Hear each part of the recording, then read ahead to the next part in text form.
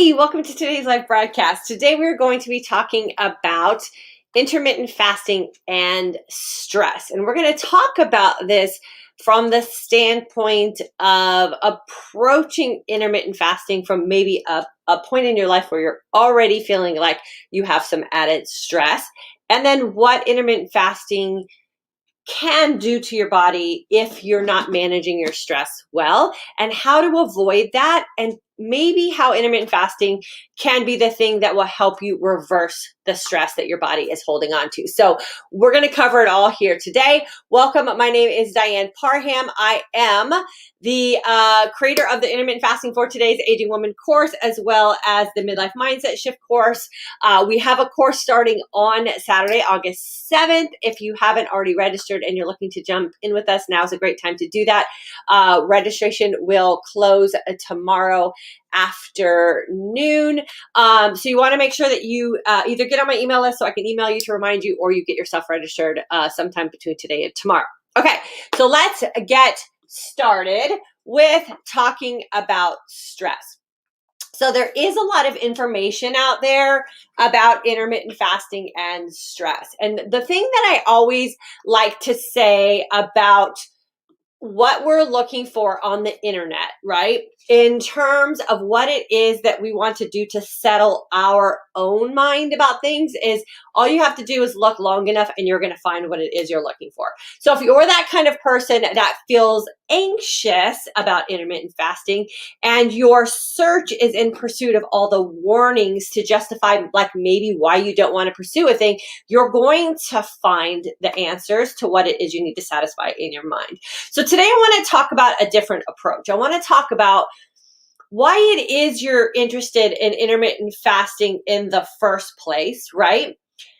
How it is you can approach intermittent fasting, and what is your lifestyle today going into something like this. And remember, intermittent fasting is not a be-all, get-all for everyone, but it is really that thing that is helping so many of us women, especially going through menopause, and as our lifestyle in general is changing because the demands that we have in our life are different, is really proving to be something that can reduce the stress in our life. But we have to work on how we're thinking and feeling about our life in general first before we can take advantage of how intermittent fasting can help us. So why are you looking into intermittent fasting? A lot of times women especially are coming into intermittent fasting from the standpoint of what we hear it can do to help us reverse a lot of the signs and symptoms that we're going through in this menopausal journey, right? Perimenopause, menopause, postmenopause. And so that's what triggers the initial interest in intermittent fasting, because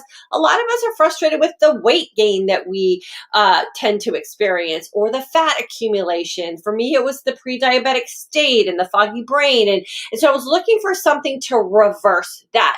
So you have to consider first, why are you intermittent fasting? And are you currently in a situation that you're feeling stressed out about? I know for me, I was totally stressed out about how I was actually showing up for myself at that time because I was feeling so beat down. So do me a favor in the comment section. Let me know if you are currently intermittent fasting. So are you currently practicing an intermittent fasting lifestyle, or are you still in that research phase? So I'll kind of know where our audience is today. So why are you intermittent fasting, and do you already feel stressed out about something? So I was totally stressed out because I was diagnosed as a pre-diabetic. And remember, if you've been around a while, you'll know this. If you're new, I'll share with you. I was losing my memory. Like I couldn't remember where I parked my car. I couldn't remember my kids' names. So I was completely stressed out going into intermittent fasting, right? And so then how you intermittent fast is also going to affect your stress levels, right? So if you go into intermittent fasting or this lifestyle feeling in control of the decisions that you're making, you will not feel stressed out. You will not stress your body because you're going in with a mindset where you feel empowered about the decisions that you're making, and you can do things in a very controlled way.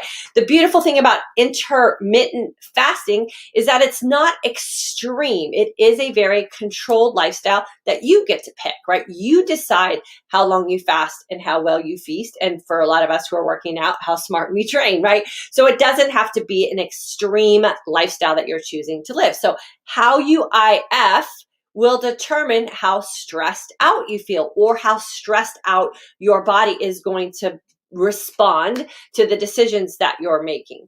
And then you also need to consider what your lifestyle is like. Is your lifestyle unorganized? Do you not have good time management? Are you going through a stressful life situation? Are you moving? Are you going through a breakup? Are your kids moving out and going to college? Like, how are you starting your lifestyle with incorporating this as part of that? And if all of these things are not managed well, yes, incorporating something like intermittent fasting into an already stressed out life, or into a situation where you already have high cortisol levels, it would be very easy for us to then make the decision that intermittent fasting causes us to increase our cortisol levels. But it's just because of this, not because that's what fasting in general does. Now, does intermittent fasting create a stressor on our body and our system? Absolutely. And that's one of the best benefits that we get from intermittent fasting, is that it stresses our body to a place where it creates a change, right? Change happens when we step right outside of our comfort zone. So being uncomfortable in intermittent fasting with what your body chemistry and hormone situation is doing creates a change. It can create a positive change and it can create a negative change. You, with your mindset and how you're handling how it is you're fasting and why you're fasting and how you're managing your lifestyle, will determine whether that stressor is going to create a positive response for your body or a negative response for your body. The stress that we want is we want to put our body in a situation where it's forced, right? It's forced to do its job and work to reverse what it is you want from intermittent fasting in the first place, right? So we want our body to be stressed to the point where we're going to get the results from intermittent fasting as advertised. That is where the most uncomfortable part is for us when we first start intermittent fasting. But once we get over that, then we understand how intermittent fasting can be a stress that could actually lower cortisol levels, right? And how does that happen? When we take a break from food, which is the fasting aspect of intermittent fasting, we let our body have the opportunity to not have these chemical and hormonal spikes that are controlled by the decisions we're making about food or drink or whatever it is we're putting in our coffee in the morning, right? And so when we take a break from food, we actually have an opportunity to reduce stress on our body, because our body is going to learn how to manage its own chemistry and its own hormones, because we aren't going to do anything to get in its way. So we're going to make our body work and become disciplined in a fasted state to help us lower our cortisol levels, because your body's just going to be very even keel in that fasting window. The other way intermittent fasting can help us control our cortisol levels or feel less stressed out is by organizing our food schedule, right? And this is what I love to teach here in this community. This is what we hone in on pretty intensely in the Intermittent Fasting for Today's Aging Woman course. And that is, when you feast, how are you feasting? How are you feasting emotionally? How are you feasting mentally? Are you making choices that are going to allow you to look and feel your best and live your most authentic life? Are you paying attention to the signs and the signals your body is sending you? Because if you enter into your feasting window, which is the other half of the intermittent fasting lifestyle, and you create a response from your body that is intolerant to the decisions you're making, meaning that you're waking up bloated, or you're waking up like I was doing when I was trying to figure out some of my food intolerances, and I had puffy eyes every morning, or you still have maybe some soy in your life that's causing you to feel hormonally out of balance, or you're forcing yourself to consume dairy when you know it's not good for you because you see those and feel those signs and signals, then you're not organizing that food schedule, and that cortisol level is not going to have a chance to come down because you're constantly in conflict, right? Your body's telling you what it needs and what it's not happy with, but your brain and your decision-making process has not caught up and made the connection between the decisions and the results. So organizing your food schedule will help you feel less stressed out in your intermittent fasting lifestyle. The other thing that I love to really help women make the connection to is the energized sense of calm. If you feel like you are stressed out, if you feel like your cortisol levels are all over the place and you don't know how to control them, I highly recommend intermittent fasting to the point of tapping into that energized sense of calm. The energized sense of calm is what I teach inside the Intermittent Fasting for Today's Aging Woman course. It's the connection we make with our intermittent fasting, where we are in the depths of our fasting window throughout our 24-hour period. So remember, we're doing this in a controlled and a non-extreme way of fasting. So I like to teach that 20-hour window.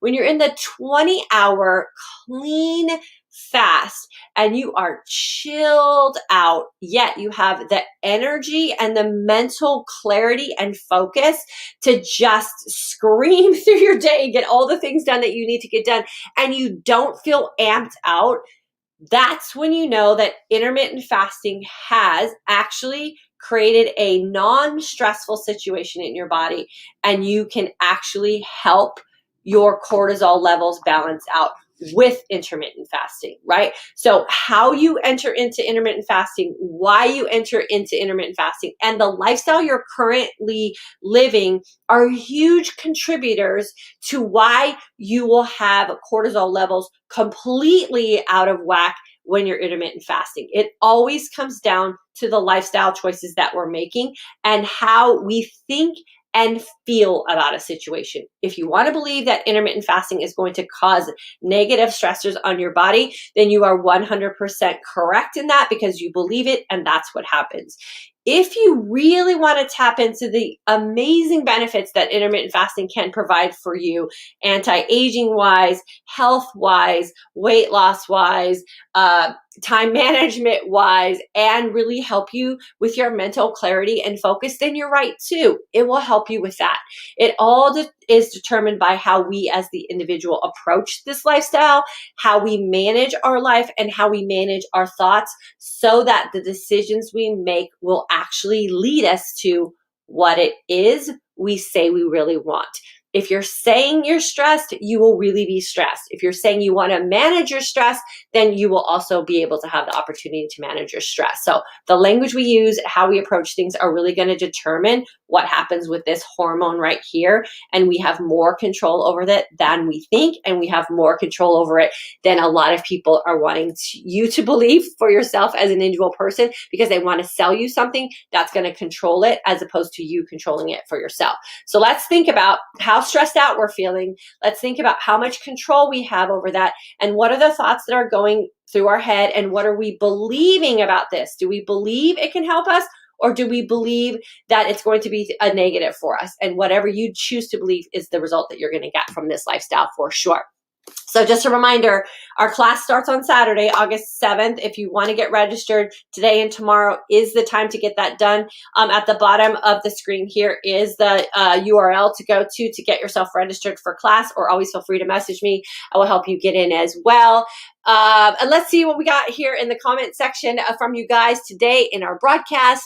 Danny, good morning. Good to have you with us. Danny is an October 2018 grad and a stellar graduate at that. She's doing a great job at maintaining her low stress lifestyle. Patty, good morning, girlfriend. DL Smittens, yes, you are fasting. Awesome. Carrie, you're trying. Okay, Carrie, what is it about intermittent fasting that's keeping you in the trying mindset of it and the results, as opposed to the you are really feeling successful in it. Let me know in the comment section. We'll see if we can help you out with that today. Lisa, currently IF, girlfriend, I know you are for sure. Aretha, hello, you are fasting also, good job. Deb reads, I have dabbled with IF, but still in research phase. Okay, Deb, let me know what you're still researching. And what I can tell you about intermittent fasting and research, again, and this is why I love to teach intermittent fasting in the non-extreme sense of things, whether it's what you're doing in your fasting window or what you're doing in your feasting window as well. You can live a really normal, casual lifestyle and still really reap the best benefits from intermittent fasting.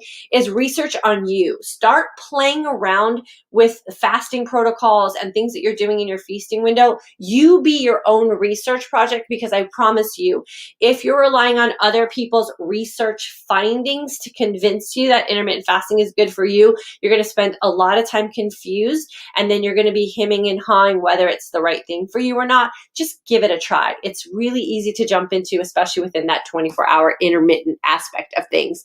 Danny, yes, I'm fasting currently for hormonal balance and weight control. Yes, you are, girlfriend.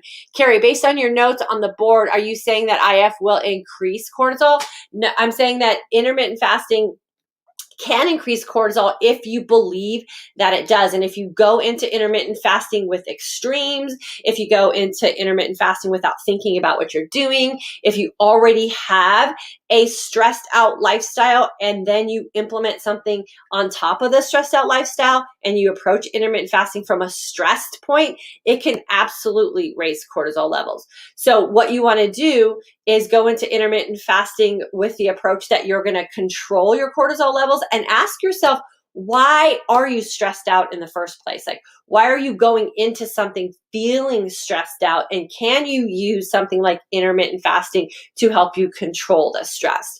We don't think about simple lifestyle things like all the processed food that we're eating, or, alcohol consumption, staying up too late at night watching TV, how we're exposing ourselves to toxic environments on social media. Like, all of those things are stressors as well, but we don't make the connection that those are the things that are actually leading us to having high cortisol levels. And then we read people's warnings about this and don't ever think of this as being the tool we can use to lower our cortisol levels by taking a lot of those stressors out and just creating an environment where we can have the energized sense of calm. So there's lots of research out there that show that intermittent fasting can raise cortisol levels. There's lots of research out there that shows that intermittent fasting can lower cortisol levels. It just depends on how you are going to implement it in your life and the mindset you're going to have when you do it, for sure.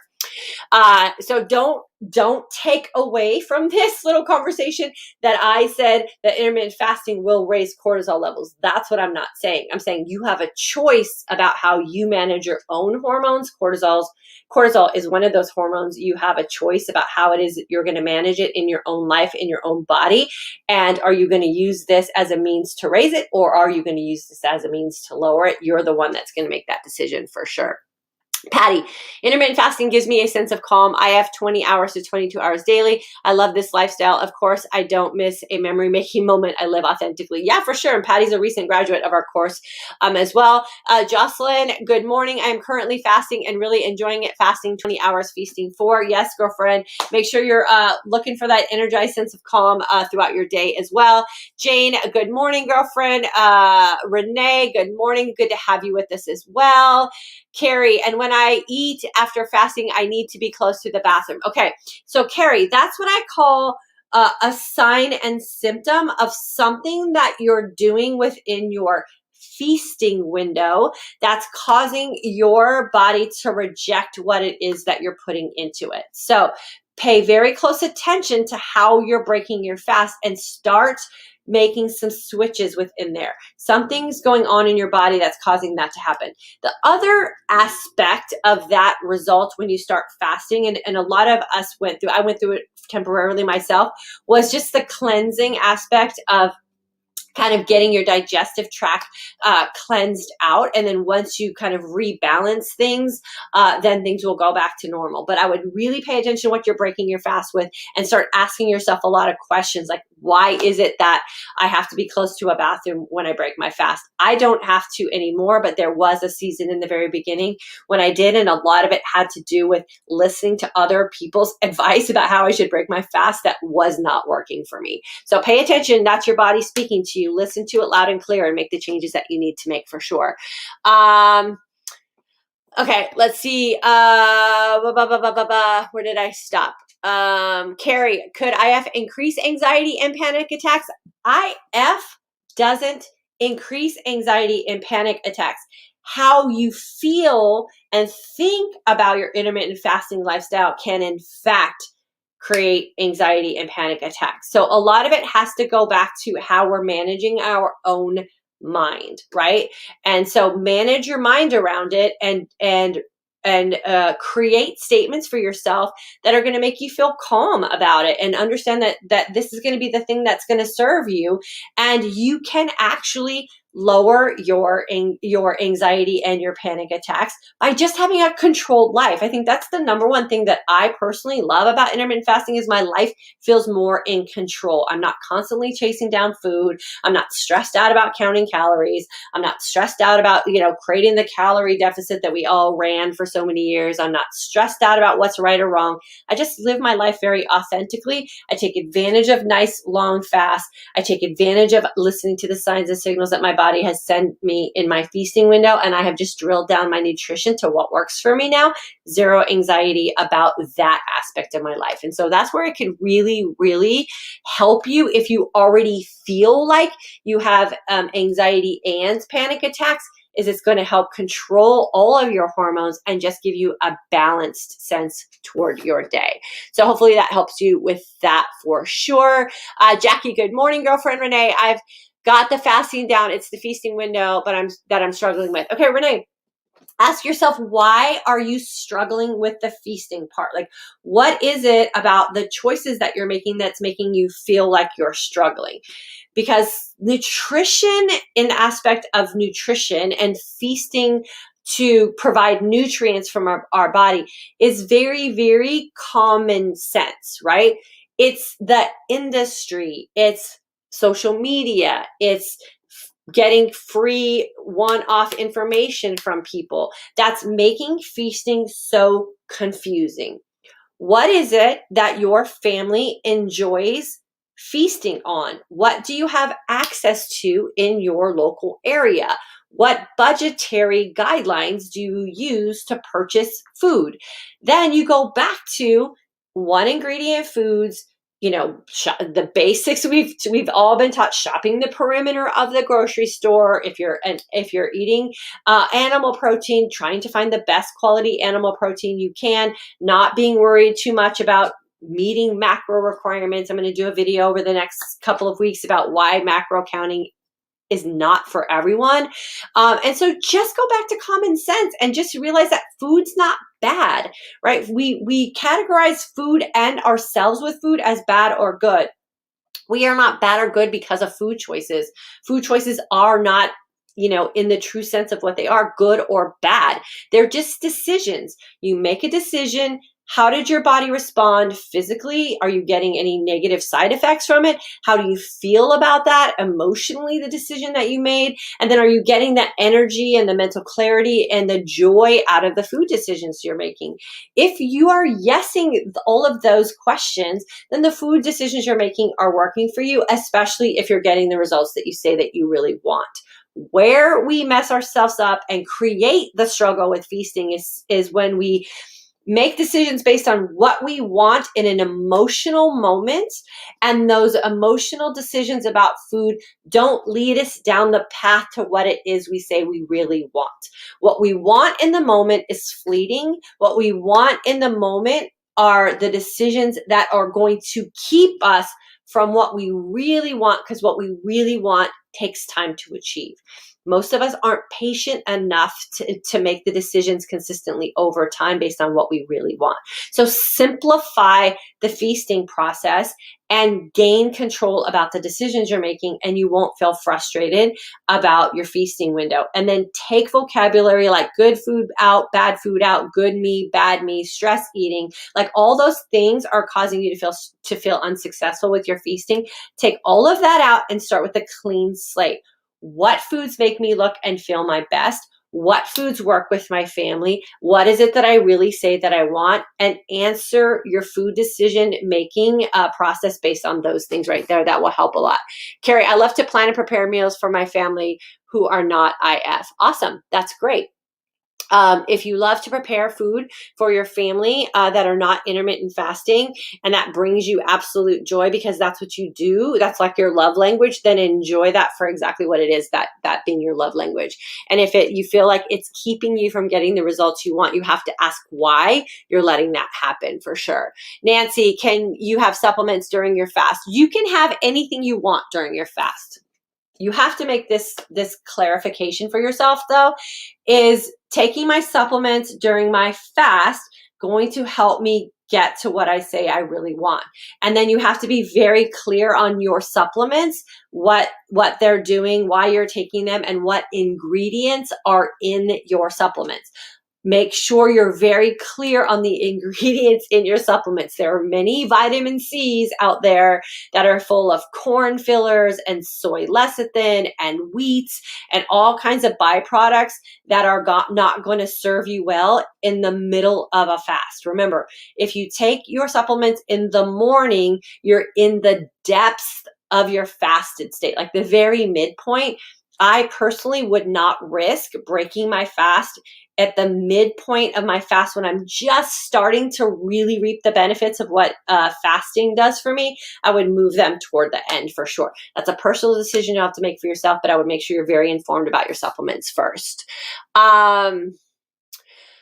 Let's see. And when I eat after fasting, I need to be close to the bathroom. Yeah. We already talked about that one. So I'm starting your course Saturday and looking forward to learning from you. I'm okay with fasting for 16 hours, but would like to be able to get to 20.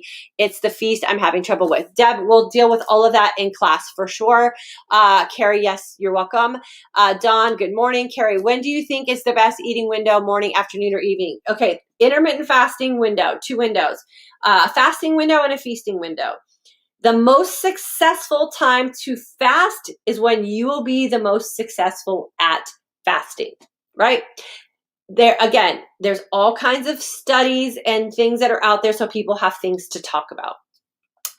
If fasting during the evening after you have dinner until the afternoon when you break your fast will make you most successful because that's how your life works, that is the best time for you to fast. If fasting from I don't even know how to explain how to do that backwards because I fast from the night to the next day. But if morning feasting works for you and fasting from like mid-morning till the next day works for you because that's how your lifestyle is, that's the best time to fast. It's the amount of time you spend in a fasted state that's more important than the hours on the clock that you're following AM to PM. Okay, so it's the amount of hours that you're in a fasted state that is going to make you most successful. Whether you fast in the morning or you fast at night, that's going to be determined by you, your schedule, your lifestyle, the people you hang out with, and your social life, and all those kind of things. Don't let those little nuances hold you up. Again, those are just things that people talk about, so they have things to talk about. Don't worry about it. You got to find the schedule that works for you. Brooke, can IF get rid of cellulite? I'm 40 and currently fasting 18 hours a day on my 3rd month now. Cellulite is a thing that women have because we're women. It's that thing that, society has demonized as a negative thing, and it's just part of who we are. We have cellulite because our body works better and more efficiently when we have fat on it. Some people have cellulite that is more visible than others. It's kind of like a genetic thing that, like some people just have more. So if you're spending your life chasing a body that has no visible cellulite, I promise you will miss some memory making moments. You will miss being happy in the moment with whatever it is you're doing. If you have a lot of cellulite and you have a lot of body fat that's associated with that, then being in a fasted state will help your body be more efficient at utilizing fat as an energy source, and you can kind of see where that's going to take you. I have had cellulite on my body since I was probably mid-teenager. I have always had cellulite on the back of my legs. I have maybe had a couple times in my life as an adult woman where my cellulite was minimal, but the things that I had to do to achieve that aesthetic goal were only temporary things I could maintain. They were not lifelong things. They were very restrictive. I wasn't the happiest with the life that I was able to live to maintain that result. And like I said, it was a fleeting moment. Picture opportunity. And then as soon as you take the picture and you document that goal, you go back to doing whatever it is you were doing. And the cellulite, if you are a cellulite kind of person, comes back. So cellulite is not a bad thing. It's what makes us women. You have to kind of be okay with that, especially if you've been a person or a woman who's had cellulite like your whole life. I will never be cellulite free. I can manage how much body weight I have in terms of a percentage of fat, but I can never be cellulite free. So I stopped chasing that dream because it's never going to happen for sure. So it all goes back to you, what you're willing to do, and are you going to be able to maintain that once you get rid of the cellulite? Okay. Let's see. Yvonne, good morning. Just jumping on. Girlfriend, good to have you with us. Okay, so we're going to close this up. Here's the thing with intermittent fasting. You can put anything in here, right? Intermittent fasting, job searching, gardening, whatever. Like if you're stressed out gardening, your cortisol levels are going to go up. If gardening is something you do to calm yourself, your cortisol levels are going to go down. If you're a stressed out person with intermittent fasting because you're trying to get it perfect, or people are telling you, you have to be super finite about all the decisions you're making, you're going to be stressed out about it. So go into it calm. Go into it with reasons that are very clear as to why it is you want to do this, how it makes sense for your lifestyle. Look for the positives that intermittent fasting can bring for you, like taking a break from food, right? Taking a break from food means you're going to control your body's chemical and hormonal reactions. Organizing your food schedule, like making it something that just works for you because it works for you. And then look for that energized sense of calm when you're in the depths of a fasted state, when your body is leveled out, your hormones are balanced out, right? And you have an abundance of energy, but you are chilled out. That is the telltale sign that intermittent fasting has, in fact, helped you lower your cortisol and will allow you to live a very stress-free life because you decided to incorporate that as your lifestyle. So hope this helps you guys. Don't fall into the traps of the fear mongering that is out there. Eating breakfast at 8 o'clock in the morning is not the telltale sign to being happy, healthy, and living a fulfilled life. You can decide when it is you choose to start putting food or chemical changes into your body every day. Exercise that, right? Play around with it a little bit, and then don't let the fear be the thing that's going to make you have a stress kind of thought pattern or reaction to intermittent fasting. It doesn't have to be stressful at all. Okay, I'll see you Sunday also, Patty, when we do our midlife mindset shift live coaching call. I'll see you guys back here on Monday. I'll see some of you inside of our intermittent fasting for today's Aging Woman course this weekend. We start a new course. Remember, August 7th.